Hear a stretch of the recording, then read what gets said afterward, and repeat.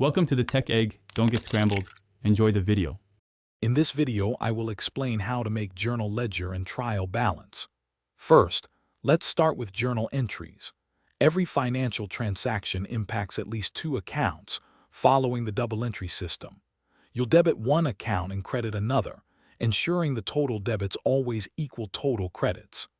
This foundational step records all business activities in chronological order, providing a clear, day-by-day record of your financial movements. Once your journal entries are complete, the next step is posting them to the general ledger. Think of the ledger as a collection of individual accounts, like cash, accounts receivable, or sales revenue. Each entry from the journal is transferred to its respective ledger account. Debits go on the left side and credits on the right. This process helps you see the running balance for every single account. Now, let's move on to preparing the trial balance.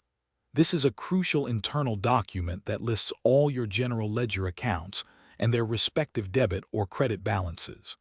You'll sum up all the debit balances and all the credit balances separately.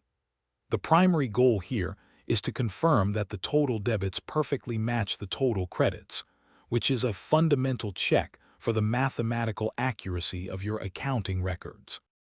If your trial balance doesn't balance, don't worry. It's an opportunity to find and correct errors. Common mistakes include transposing numbers or simply forgetting an entry. Once your trial balance is perfectly balanced, it signifies that your debits and credits are equal, providing a solid foundation.